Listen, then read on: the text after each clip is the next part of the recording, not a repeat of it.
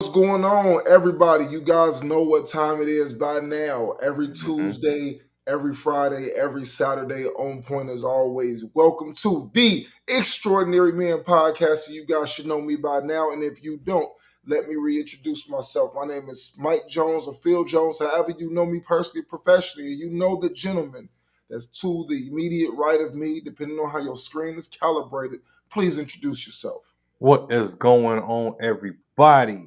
Man, once again, welcome to the Extraordinary Man Show. I am Midas. Make sure you put a king in front of that. Let's go.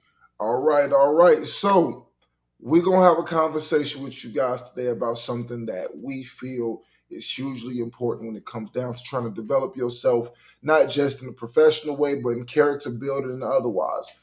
A hmm lot of things that we tend to forget in our lifetimes is the fact that the people that we keep around us is a pretty clear indicator of what we should expect when we're dealing with you on an individual level. What does that mean? That means that when you wonder why certain people are more so standoffish with you or off putting, a lot of times you need to check the people that surround you. Because a lot of times the people that surround you, they don't necessarily embody the elements that you think that you carry and or the elements that you want to be known for. So you may not realize the negativity or you may not realize the off-putting nature of the people that surround you, or you may not realize how poorly these people are representatives of you or how negatively they reflect on you, and or that the energy that they give off is rubbing off on you and causing you to embody some of those habits. You know, they say the term birds of a feather flock together. Not hmm necessarily true 100% of the time, but there are some elements of truth to that statement. You Midas, still what's your guilty. thoughts? You're still guilty by association. And so, regardless of whether uh, if these guys over here is into no good, and then the word is that you over there kicking it with the guys that's no good, chances are you're going to be roped into that no good uh, uh, reputation that they got going on over there. So you want to be very, very mindful of that. On the flip side of that too is, what the company you keep says about you. You know what I'm saying? Not only does that talk about your character, uh your background and everything else that comes along with that, but it, hey, what's up, first lady? Um it also it also means, what I'm saying, what the company you keep says literally about you. Really understanding we live in the information age now. Everything is pretty much pretty accessible uh online, so researching, finding out who people are, what they into, what they do, things of that nature. And what I'm getting at is, people in your circle, not only on the outside of what individuals got to say about you, but on the inside, what is the company you keep saying about you, literally talking about you. Mm. So You know, believe it or not, a lot of things that you associate yourself with, they may make you feel good. They may make you feel like, oh, these are my brothers, these are my sisters, these are people who are you reach a place in your life to where sometimes the people that you are around or the people that you are incorporating into your cipher, that you either A, outgrow them, B, your desires become different and it's time to start shifting away from those people or limiting your access to them. mhm, Sometimes it's time for you to start entertaining going into different rooms and different circles. Sometimes these people really don't like you. And for whatever reason, you feel a level of comfort by continuing to play into the, oh, well, that's just the way they are, and not realizing the psychological effects that those relationships have on you. mhm, I do think that there's a lot of elements to our relationships and how we deal that we don't necessarily understand how it's affecting us on the inside and on the outside. So when you start looking at your life and you asking yourself, like, man, why am I in this place that I'm in? Well, a lot of times you can turn around and look at the people that surround you. When people say that success is lonely, or it's lonely at the top when that statement is being made, it's usually because of the fact that when you finally decide on a purpose for yourself, many people are not in that mindset of going along with you with where you going. So what Mhm. ultimately ends up happening is you have to pry yourself away from these people and you have to go into a different direction. And every time that you go back to try to pull somebody up to say, hey, there's gold over here on this side, they're like, hey, I'm good with this copper that's over here. You keep that, you go do that. We And get, if oh, go I'm ahead. sorry, I thought you was done. No, no, go ahead. I was gonna say, like, upon speaking on that, pry yourself away, pull yourself away, limit access, not only to just limit access to yourself. Like when you taking yourself out of the picture or out of the scenario, you're limiting the access to you. You're not limiting access to them. You're limiting access to you. Let's make sure that we make sure that's in the forefront, and you understand you're the one in control. You're limiting access to you.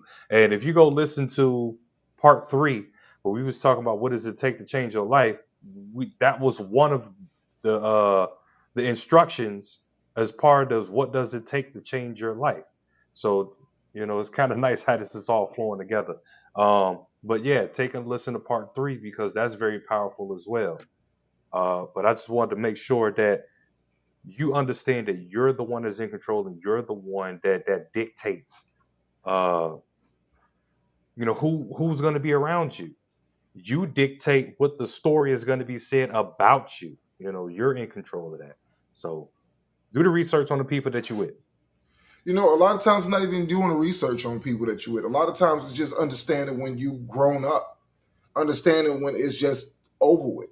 There's certain things Hmm. that I used to take part in that some people are still doing. That part too. Yes, sir.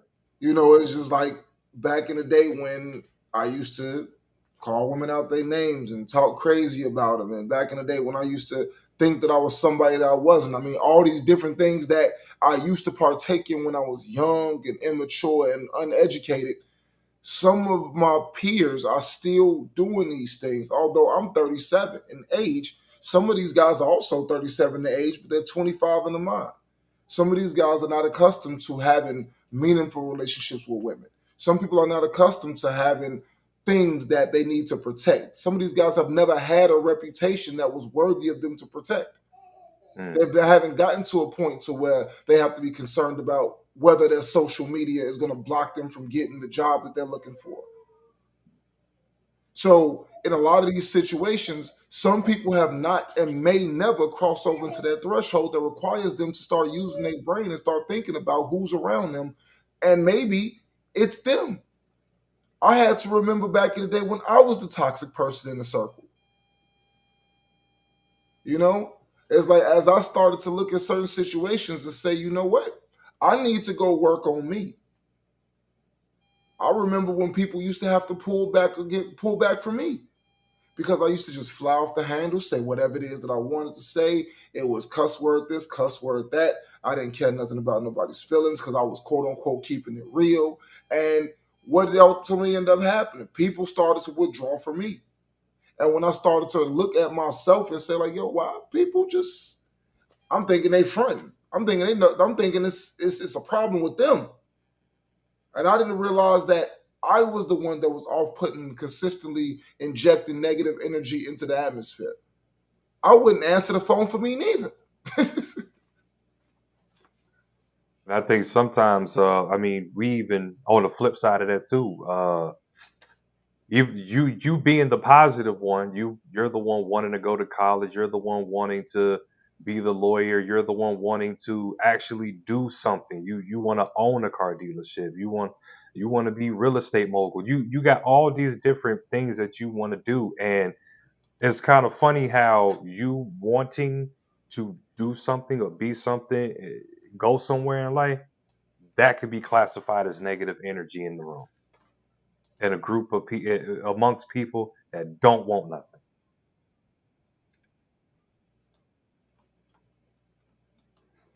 I mean, the way Is I my look, mic on? No. Okay. I was trying to respond to a comment. Sorry. No, but like legitimately, you don't realize a lot of times that some of the things that you are doing is attracting the type of people that are ultimately bringing you down. I remember when I used to smoke cigarettes. When I stopped smoking cigarettes, like literally, relationships started falling off because Mm. people now felt funny being around me, and it's like, oh, well, you're the non-smoking guy now. When I stopped drinking, like, Blue Square homies. because there's an association when you smoking cigarettes, so it's just kind of like an idle thing that you do.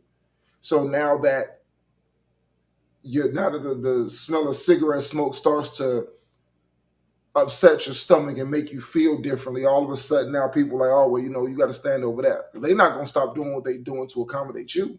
Hmm. You stopped. So since you stopped, you stand over that. Well, now I don't have a reason to go over here anymore because I don't partake in that activity. Same thing with drinking. Once you stop drinking, there's no sense in going to the bar. Why? Why we're going to go to the bar to go hang out just to go and buy a ginger ale or a cranberry on ice? For what? Just to be in the atmosphere. There's no need. So a lot of the environment that you disassociate yourself with aligns with the habits that you break internally. But you first have to identify those things. And then once you have identified those things, then at that point, you come to the realization that your eyes are open. Mm. Man, he really be knocking those drinks back. Man, she really is talking crazy. A lot. I never really realized it was entertaining at one point, but now it's borderline spooky. Man, let me Mm. stop coming over here so much. Now you find yourself in a, hey, I got such and such going on over at my house. You want to, like, no, I got something to do. I got jury duty. It's 9 o'clock at night. Yeah, it's a night court session. I gotta be there like 10:01 p.m. Like, you start making up stuff. You start figuring other things out to say, like, you know what, man, I'm good. I'm straight on that activity. I don't want nothing to do with what y'all doing because I start to realize that associating with that energy is doing nothing but dragging me down. It makes me feel bad about myself. And sometimes you get to that crossroads to where you haven't developed enough strength to just cut it off cold turkey and say, hey, y'all don't match where I'm trying to get no more. No offense to y'all, but I gotta let y'all go. So you try to find ways to pacify the friendship, at least up until a certain point, but ultimately you end up just gradually growing apart anyway.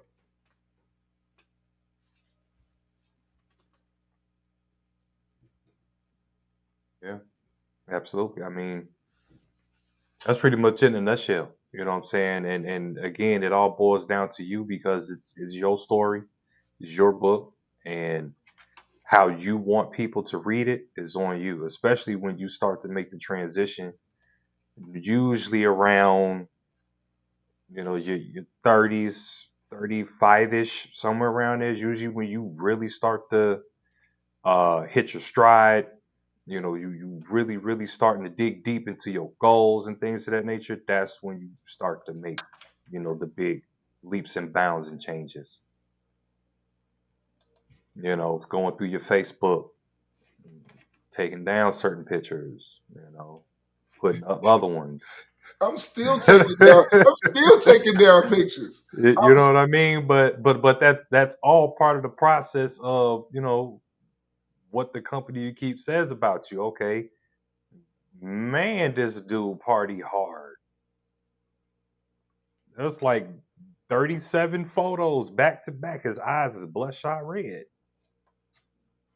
You know, and it also translates into, do we want to hire this guy? I mean, Is not even is just he on the finna come job. into work hungover all the time? I mean, not even just on a work level, bro. Like, I want you to think about it from this perspective, right? When you hit a certain epiphany in your life to where you start realizing that things that you used to like no longer like you outside, Hmm. and you just looking around and it's just like, man, I think I'm ready to go. I think I'm ready to go. You were just in the back of your mind, like, I think I'm ready to go home. When you start realizing that, it's like, yo, I really think that this environment is played out for me. Yeah. When you start really finding things to enjoy about being at home, for somebody to go and sit like, and women, I want y'all to understand this too, please.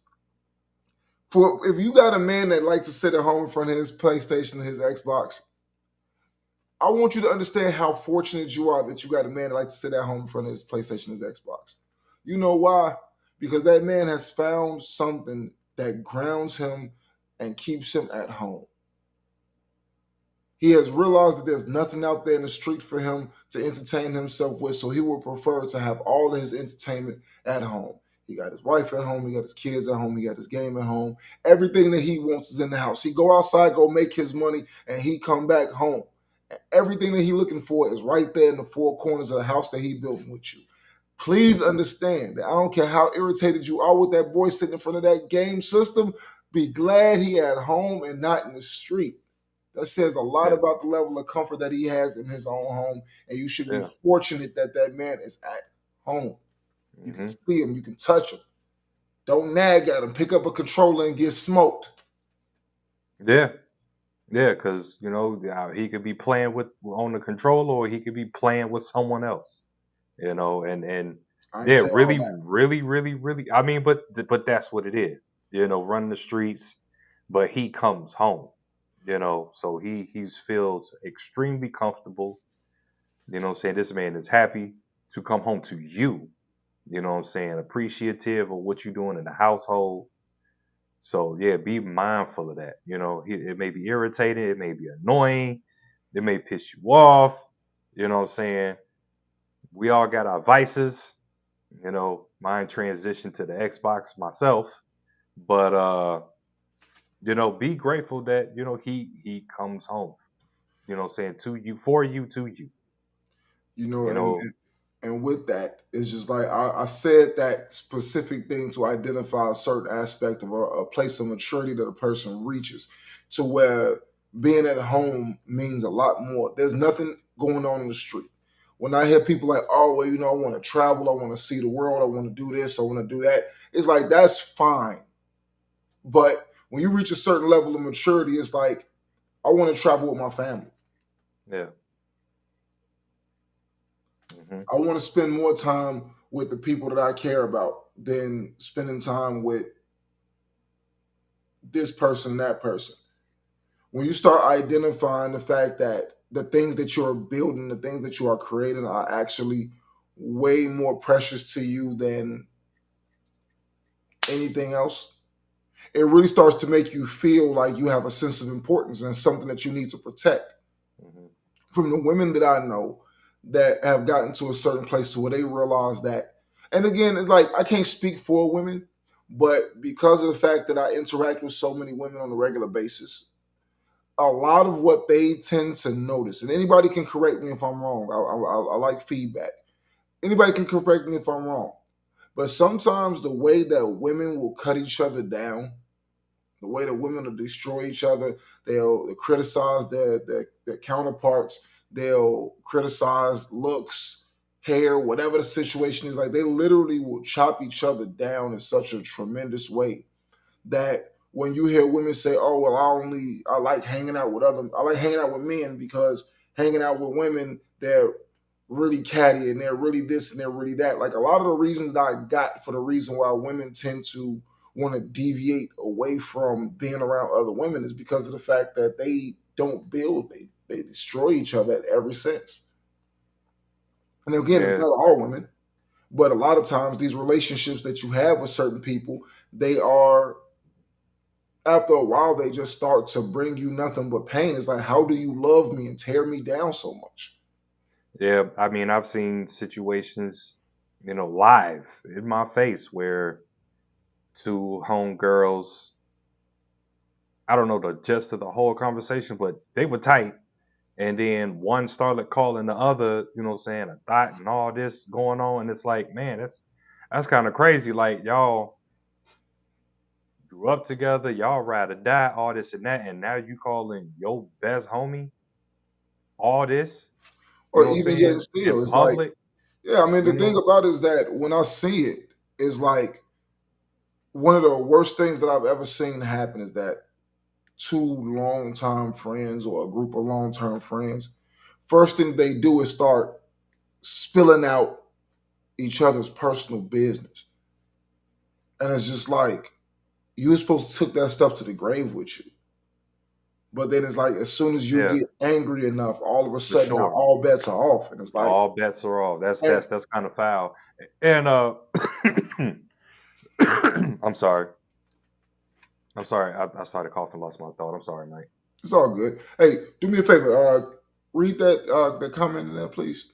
Okay, she said that's how I am. First Most off, of my introduce her because she new to the chat. What's going on, everybody? This is Sabrina Payton. Welcome to the Extraordinary Men Show. This is a show for men, but really appreciate our women stepping in and really, listening to what we got to say and get our perspective and giving us feedback, because we do like to utilize this channel as well as a means of being able to communicate with each other and to understand each other better as well. But her comment is, uh, that is how that's how I am. Most of my friends are guy friends. Women are just childish and I don't have the time for it. Don't get me wrong, I do push and try to see around it. I have a few female friends, but that's it. You are hitting everything I just went through. All my business was put out there like I would never. See, that's foul, man. That's foul. You know what I'm saying? And I went through a situation like that where I was the one doing the foulness and probably deserved a bullet. And you know what I'm saying? And it really is regretful when you are the person doing that and not you're so blinded and you don't realize like what damage you're doing, and what how damaging it is to the relationship that you've built and that bridge that you've built. And I understand that firsthand. That I still feel some type of way in my stomach about that I shouldn't have did that. But you know what I'm saying, I was young, and I don't want to use young as an excuse. But when you know better, you do better. I just chalk it up to that. When you know better, you do better. Um, I didn't know it was for men. Sorry. Oh no, no, no! Don't apologize. We still No, want you here. everybody, Please, everybody is free to come in here and, we, and, we and we come and speak. want you here because we do appreciate and acknowledge the woman's perspective on things that we're talking about. That is what's building this platform to be the way it is, because we are allowed this how can I put it? Even though it is for men, it is still a platform to where both voices can be heard. Well, For sure. basically, what he's saying is that our goal is to try to help men be more accountable, to be more honest with themselves. We talk about a For myriad sure. of different topics in order to try to help men feel more comfortable being themselves, being the type of man that they are. That Hmm. doesn't exclude any woman or any woman's position or her thought process when it comes down to the topics that we're speaking on. It's just mainly because of the fact that men don't generally have as many outlets to go and speak and be open and be free about what it is that they think and how they feel. So we tried to create a space to make it, I guess you could say, a safe space, for lack of better terms, for men to go and to just be honest, tell their truths, say what they need to say in the judgment-free zone. And we just want Hmm. to see more men be able to speak their truths and be able to feel comfortable being honest with themselves and being honest with society so they can feel more confident when they go back out into the world. That's all. That's it. Yes, yes, yes. Um, this is kind of like a side note. It's a spinoff, and then we'll bounce right back into the convo. Um, don't know what your dating relation situation is like, but having a lot of guy friends, you want to be careful with that because that kind of gets tricky when you actually start dealing with an individual on a serious level. That can start to, have some collision start to take place. So you want to kind of be just a tiny bit mindful of that. I mean, Anyway, I mean, for back. Go ahead. I was gonna say for the most part, one of the things that I would definitely say is that I want to hone in on the fact that she is one of those people who embodies that understanding of there's just a way that we talk, there's a way that we interact that some women feel more comfortable dealing with because it's straight. Yeah, for sure. And it's like there are a lot of women, it's like, regardless of, the relationship concept and stuff like that, like just thinking about the reason or the psychology why some women feel more comfortable being able to express themselves to men. Hmm. Why do they feel more comfortable around more men than they feel around women? Sometimes it could be the relationship that they've had with their own mother. They didn't have that relationship with a woman growing up to where they could feel confident in speaking to other women. It could have been some things that incorporated into the home, or some people just gravitate to people who they feel like actually listen to them. For sure. And I understand that, saying wholeheartedly, where, we come from a more shoot straight from the hip, more logical stance on things. We don't really put a lot of emotional, what do you call it? Emotional attachment or whatever you want to call it into the situation. Saying we hear what's going on, we think about it, come up with a solution and deliver an answer. And I 100% wholeheartedly understand that. I was only speaking just from a relationship stance though. That's why I put it forefront. And then don't know what the relationship situation is. Hey, just so you know, just giving a little tip. Just be mindful. That's all I was saying. But I know why. And men know why too. But when it comes to finally start taking it down that serious lane, it can start, depending on where the friends are and the level of priority to her. That's all I Understood. was getting. That's all I was getting at. So, yep, you got to have them because they're gonna be honest with you, and chances are they probably will be the ones to tell you, nah, homie, not him. I mean, I'm I think not that him, what not happens him, that G. I when ain't hating, but not him. when you get to a certain place, you just really value people just being honest with you and being straightforward with you. Hmm. You know, as much as people think that, trying to find the more passive approach or find the path of least resistance, some people are just wired to give it to me straight. It's like even when I'm at work, I don't want my boss sugarcoat nothing to me. Come say it the way that you need to say it and get out of my face.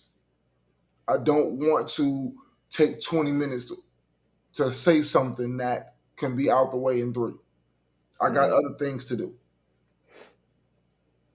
I'd rather hear, hey man, get your act together than somebody trying to find this. After reviewing this, and this, we think that this is this, but this is this, and if we could just, I don't want to hear all that. Miss me with that mess. What do you need so I can go? And some people gravitate more to that approach, and more people who are more direct with what they say. That's why I'm a fan of Dan because I'm comfortable and okay and appreciative of the way that he give it up. Versus other guys with the pacification and trying to make it sound sexy and So, bubbly. so you say You know, you'll receive more from a Dan Pena than you'll ever receive from a Joe Osteen, basically. yes, yes, So let's dig a little bit deeper into this, shall we? Because I keep taking my glass off because they got a smudge in them, and I can't seem to get the smudge. yeah. I got it too, but you can't see it in the camera. But I can see it. I know it's there, and it's annoying me. But but anyway, so as far as company that you keep, you have to understand that this isn't just limited to friends.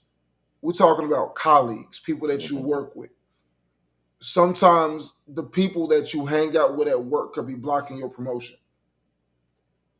You may not, you may think that people are cool, but then they're lazy. And you overlook their laziness because they're cool. But then as you're starting to try to move into a direction of upward mobility, those people may say things to you that make you feel reluctant about going for that promotion. Oh, I don't want to be no manager. I never do that job. Oh, I would never do this. Oh, they financial situation isn't your financial situation, but they're saying things that are putting a negative spin on your upward positioning. And before you know it, you're adopting things that you did not necessarily want to adopt, or you're fighting an uphill battle trying to push yourself away from the things that they're saying and still pursue the things that you want. On top of that, the people who you're trying to get into the circle or get the opportunities from, they know that the people that you hang out with are lazy, are slothful, and they don't want Oh anything yeah. out of life. And they're looking at you saying, like, why would I give you a chance when you are with them? Your work may not say that you're with them, but you may be compromised to give leniency to your buddies. So your people who we already are not getting good work out of, we put their buddy in a position of authority, and what's to say that the work doesn't get worse? A lot of people can't separate friendship and business, and it's not easy. It's not easy to, like, man, this is really a great guy aside from our work, but God, you suck at your job. Like, I really wish you would quit and go find something else to do. Mhm. But we don't realize a lot of times that even if I don't want upward mobility, like maybe not even at this time, I don't realize the reputation that I'm building by associating myself with certain people and their bad habits. You don't know what 5 years down the line, 2 years down the line, what these things are going to say about you. We have no idea. We literally sit back and we find ourselves in these situations to where we don't know what we don't know until we get to that place. And once we get to that place, it puts us in a situation where, oh man, I just ran into this great situation. Here come negative Nancy over here. Oh well, I don't know. And before you know it, it's like, yeah, that's true. They didn't put the fire out. Hmm. They didn't put the fire out. Every time you get excited about something, here they come putting the fire out. Every time that you start feeling good about something, here they come putting the fire out. And for you, you thinking that, these are your friends. Think These are they your telling you right? they wouldn't say things to me because they care about me. They wouldn't say negative things That's to me. what you think. And that's what you're looking at, is the fact that you assume in your heart of hearts that people would not say negative or say bad things to you. But in all reality, these people don't feel good about themselves. They don't have their own best interests at heart. They're not thinking about their own futures. They're not concerned about their own situation. What makes you think that they're going to have your best interest at heart when you can look at them and look at theirs and look what they have going on? I mean, you can even use something as simple as how much time are they spending watching, reality TV, watching, uh, girls tear each other down and fighting all over the place and pulling each other weave out and, fighting over the same man and all that all day long on TV. And I'm just using it as that's just one example. I mean, Like even somebody like that, you got to be careful of. They like drama. They I mean, because fantasize about drama. like even if the drama is scripted, the fact that you subscribe to that type of entertainment Hmm. is like, if I like you could do certain checks to find out what somebody's mind is, and again, it's like it's not always a 100% situation, but I tell people that if you really want to know where somebody's head is, ask them what's in their music playlist. Yeah, if they got Ice Spice and all that in there, I won't specifically say a name. What I'll say is that a culmination of where you gravitate to by and large, usually is an indicator of where your maturity level is for me. So, one thing I do know is that classical music is traditionally used as a means of studying, as a means of focus, as a means of just being able to relax and sift through things. People who are, I won't say great thinkers, but people who actually like to focus and be in a chill environment for said period of time, they play a lot of classical music. Why do they play a lot of classical music? Because there's no words and because it's actual real instruments and it's not synthesized sound. So when you hear it, there's a certain relationship that the body has with sound. There's no words. So because there's no words, the words don't dictate to you a thought process to be in. Yeah, and if you are interested in classical music, I'll give you the top three that I listen to. So I listen to Debussy, George Debussy. I listen to Handel, who's also George Handel, and then I also listen to Franz Schubert. That's my top three that I play.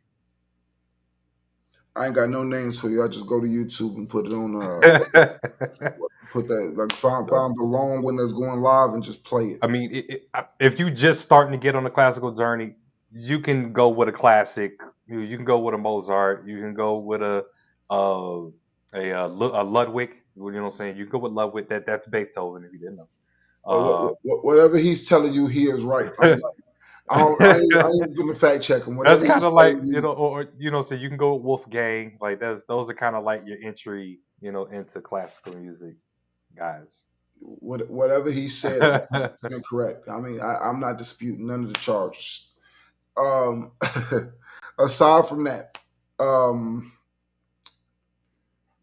when you listen to certain things like what they used to call like old school R&B and stuff like that, cleaning house music. You Yeah. turn it on the weekends, blast it throughout the house and stuff, and it's like the energy that just came from that sound, that vibe. It made you get up and move. It made you want to move. You Mhm. listen to the music of today, there's no rhythm to it. It's like it's your brain on drugs. Like there's no rhythm to it, there's no cadence to it. It's just I can't really put it to a frame of reference because even the boom bap stuff, it had a rhythm. It's something that you could move to. Your body just moves to it. It's like I don't understand how. It was a good vibration. Well, It got you up. You cleaned the crib, and it didn't feel like a chore. You doing laundry, it didn't feel like a chore. The music was good. what I'm saying is that it's not a matter of good or bad because obviously music is subjective. It's art. Art is subjective. We But can definitely be on the same page. We know good music when we hear it. the point that I'm making is that I'm not trying to tell people how to think. I'm telling them to think. That if you sit here and you listen to the quality of the negativity or the quality of the positivity by the culmination of the things that they're saying, it's like if you tell me that, okay, well, a great deal of my music playlist is Future and Migos and Cardi and Ice Spice, and if that's the greater majority of the stuff that you listen to, you gravitate by and large to this type of mindset because you're consuming. It's like eating. It's like you ask a person, "What's the last thing that you read?" And if you tell me World Star Hip Hop, Mm. you know what? It's just kind of like you can kind of tell what people's mindsets are. But the thing about it is that what most of the time when we're dealing with this subject matter, people who we're dealing with people who we have been around these people for a long period of time. It's usually easier to feel somebody out when we're first meeting them, but it's a lot harder to evaluate the people that we have been around for years because a shift happens. And as that shift happens, we still have this emotional tie to those people. And we're trying to evaluate that emotional tie. We don't necessarily know what it is, why it is, how it is. We just know we feel something. And in us feeling something, we have to ultimately build up the strength and the courage to walk away from it, if that makes sense. Do you think that I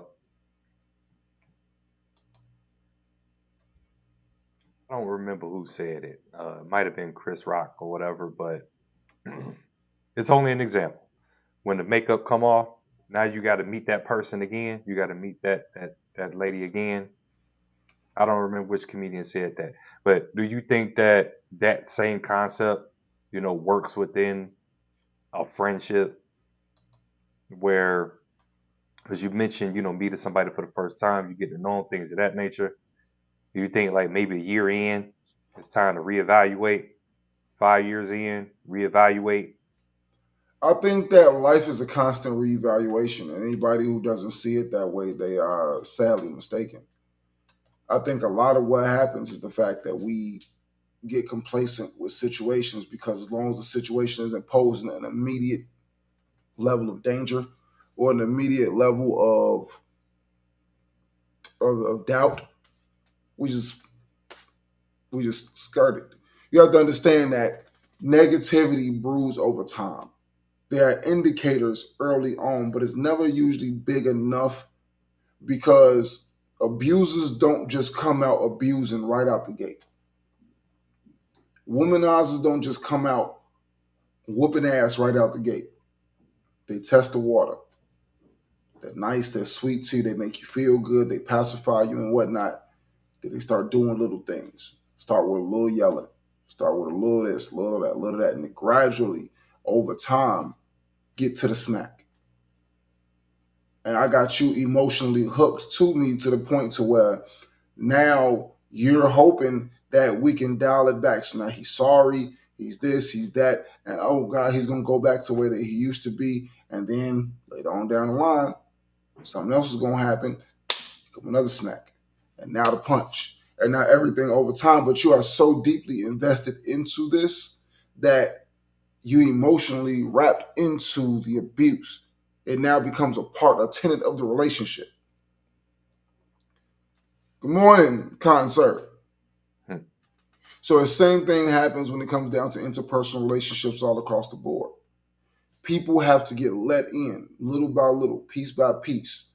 And as they come in little by little, piece by piece, they start to, it's almost like an infection. Think about it along the lines like a virus or a bacteria. Yeah, it starts off as one, but then it multiplies over and over and over again. And as it starts to multiply more, then the runny nose starts to come, then the fever starts to come, then the upset stomach starts to come, the headache starts to come.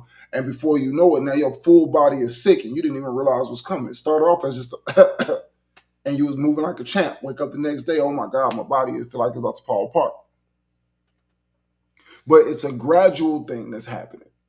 And that's what happens that when you're dealing in certain realms of people, it's dealing along the lines of infection. That's kind of what it is. It's an infection that people are they learn those pressure points. They learn those triggers. They learn those things that motivate you. They learn those things that make you feel good, and they infect into it. It's not necessarily that they come in the door with malicious intent out the gate.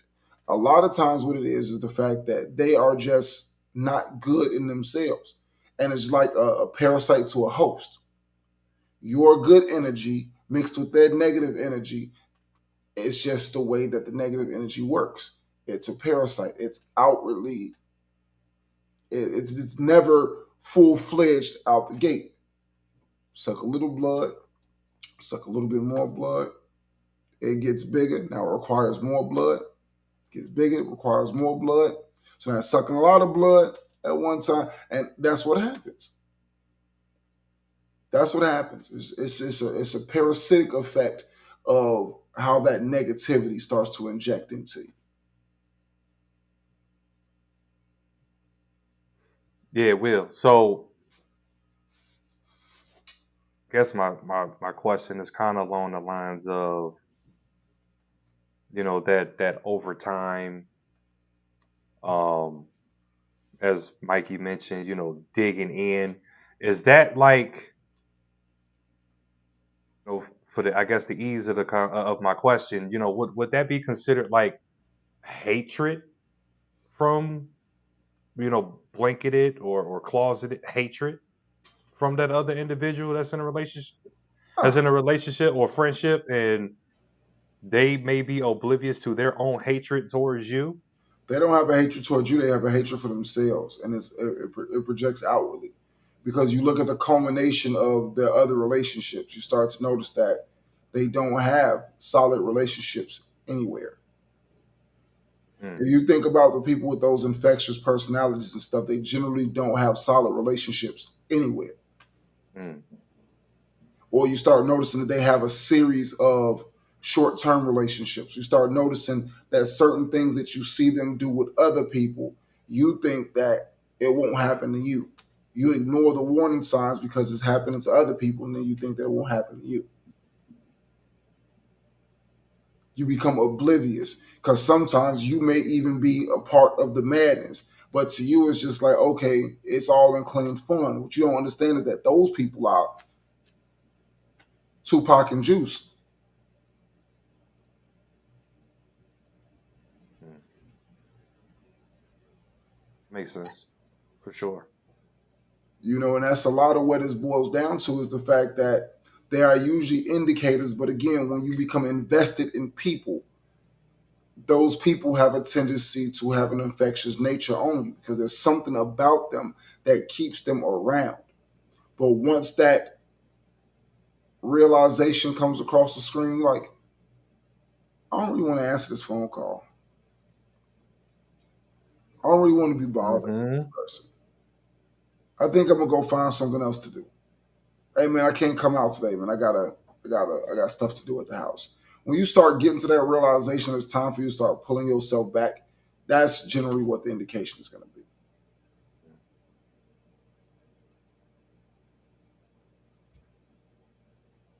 Yeah, Mikey. I'm an advocate of that for sure. Especially like Mike just said, when you start to see that red steady flashing in your face, yeah, it's time. It's time to make a curve. It's time to hit the football spin move and run a different route. All Human right. Well, cap. It's called human capital and ROI.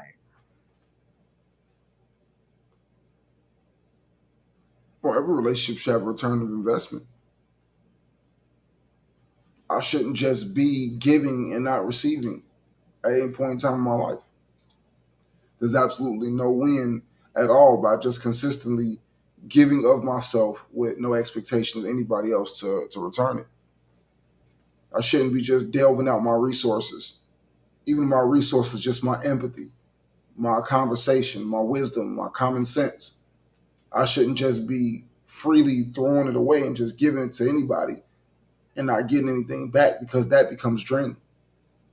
You have to realize that a lot of the relationships that you build with people that they just constantly take from you, you gave them the okay to say, I can just take from you.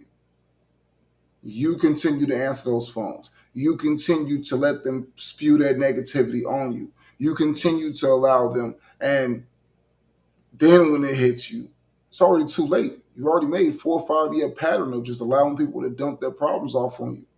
Hmm. And now they're gonna look at you as the problem because But you are the problem because you made that okay. what I'm saying is like it's looked at as like you making you changing. Like what's all this change about? What's, you know what I mean? Like they gonna look at you from that light. Because whoever had a position of power of any kind and just freely said, I'm good, will not have the power to be emotionally manipulative to another human being. Why would I just say, you know what, today I'm gonna stop. Today I'm gonna be a man. I'll go put my big boy panties on and go ahead and go decide to. No, it's a power play. It always will be.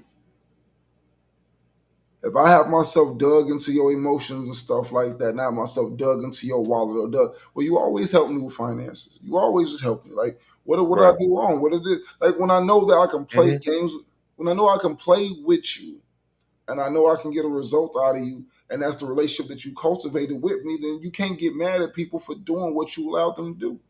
You can only sit back and look at yourself and say, "Oh, okay, cool, got that happened once, never happened again," and move on. I can I never. like I like what Mikey said. Oh, my sorry. I'm sorry. I thought you was done. Oh, he'll bust anyway. Oh man, you a buster, Mikey. It says your time is valuable and like bills, you gotta cut waste. So I mean that totally makes sense. When you start to reevaluate, really starting to pay attention to the company you keep, really starting to look at the moves you're trying to make, the mobility in the company you're trying to make, things of that nature. If yo bust if ComEd, and I know ComEd ain't everywhere, but that's what we got. We got ComEd and NIPSCO here.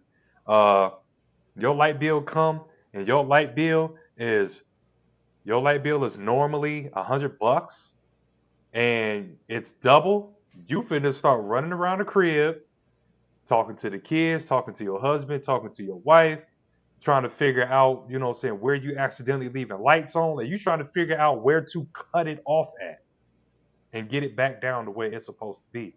And I like that analogy. You can look at a relationship the same way. When you see things ain't going right your way, things ain't, things are starting to get heightened for no reason, you got to cut it off, cut the waste. What else we got? Yep, human capital. Uh, you still with us, Sabrina?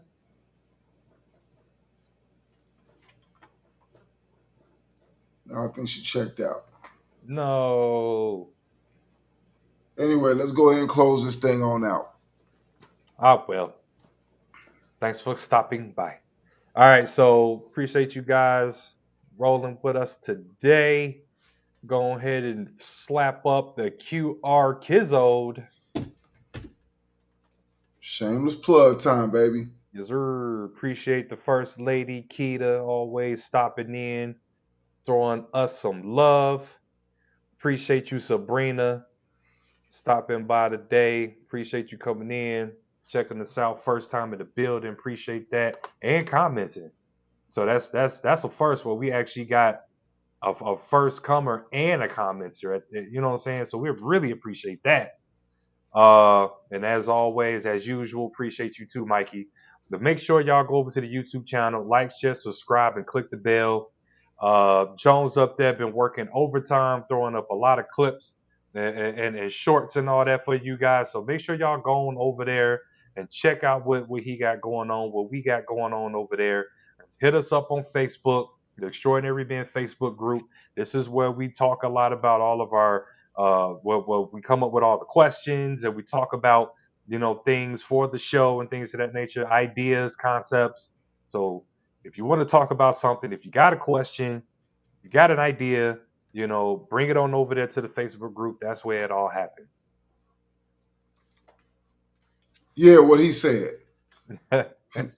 No, thank you guys for tuning in. As always, you guys know me, Phil Jones, Mike Jones. Have you know me personally and professionally? And y'all know the Midas with the King in front of it down below. Thank you guys for y'all time today. And make sure to tune in on Friday. We'll be right back. Same bat time, same bat channel. 7 p.m. Central Time, 8 p.m. Eastern Standard. Thank you guys. Muchas gracias for todo. And we're out.